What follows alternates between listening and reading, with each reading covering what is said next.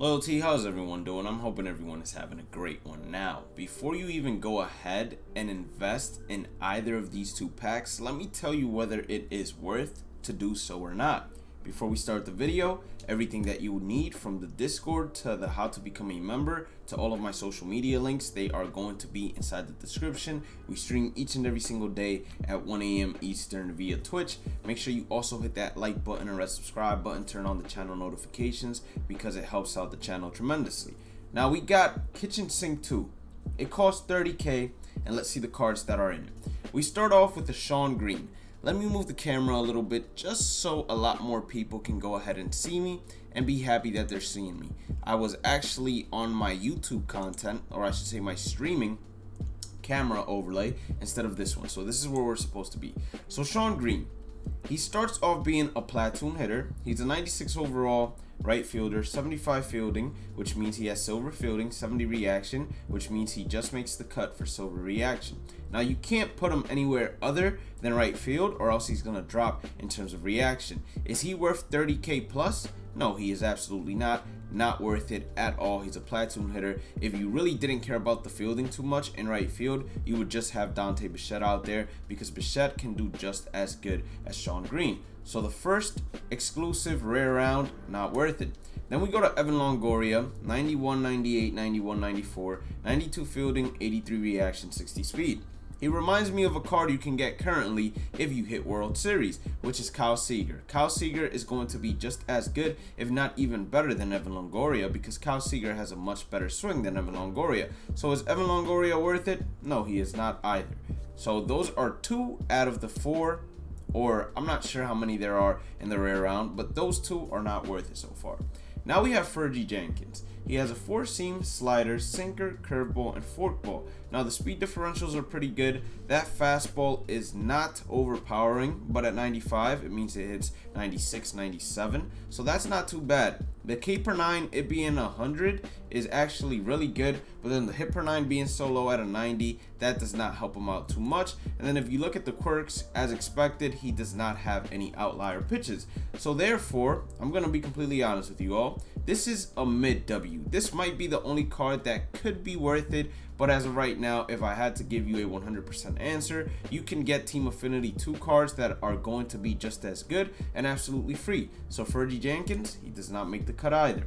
Then we go to most likely what is the final diamond inside the rare round. You get yourself Ryan Braun. Now Ryan Braun, 125 against both sides against lefties, and then versus righties, 102 contact is really good, especially for legend. 78 power once you parallel him up to parallel 2, that's going to be really good as well. His fielding never hits silver even if you superfractor him, and then his reaction starts off at silver and it will stay at silver. Is he worth it? Absolutely not. At best, this Ryan Braun card is a bench bet, and if you remember, last time we got a JD Martinez card very similar to this card, and in my opinion, that JD Martinez card is like your Walmart version of this Ryan Braun card. So at the end of the day, I would go ahead and just stay with JD Martinez instead of going and trying to upgrade to Ryan Braun for stubs that you could have saved and spent on roster updates, right? Now we're going to the base round.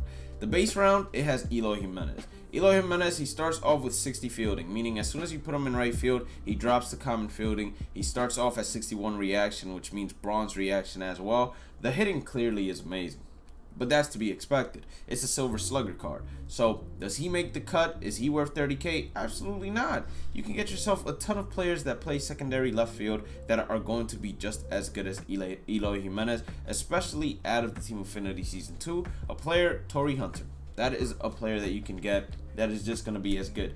David Robertson, on the other hand, great K per 9 at 112, great hit per 9 at 104. The only thing that really hurts David Robertson is the fact he throws a 2-seam instead of a 4-seam or instead of a sinker. But other than that, he has a pretty good arsenal, and he is definitely a card that can be seen on a budget B squad. Now, is he worth 30k? Absolutely not. If you really needed a right-handed reliever, what I would do is I would go into the community marketplace and I would buy him because he's going to be selling for a lot less, hopefully, than what this pack is worth. If we want to check that out real quick, we go to the marketplace and you can see he has started off his bidding at 25k. By the time you watch this video, it's probably going to be a lot lower. Harmon Killebrew, Not worth it at all. I'm pretty sure we have already seen a gold version of his card, or maybe a low tier diamond version of his card. You're not going to be getting much better than that gold version in terms of Harman Killebrew. So is this one worth it? No. Horrible fielding, horrible reaction, not someone you want at third. If anything, you would want him at first base, but there are plenty of third and first basemen to use. Dallas Keuchel doesn't have a good K per 9, doesn't have a good hit per 9. Pitch speeds are too slow. He wouldn't be able to hang on Hall of Famer legend, as any opponent would be able to time him up, because his fastball would be like a fastball on all-star difficulty from someone throwing 95 and above. So there's that. Last but not least, we have Barry Larkin. With each and every single shortstop you have gotten from Team Affinity Season 2 and your ball player, do you think this Barry Larkin could even match them in terms of hitting, let alone fielding? There you go. Absolutely cannot.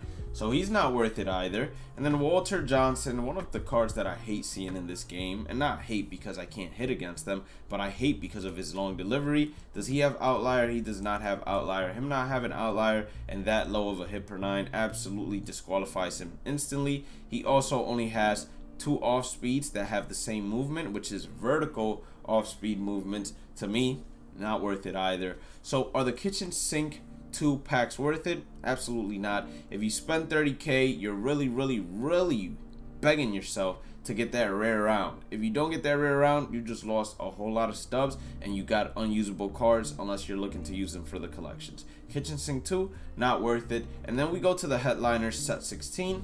Headliner set 16, not worth it either. You got Ron Guidry. He has a good hit per 9 and okay K per 9.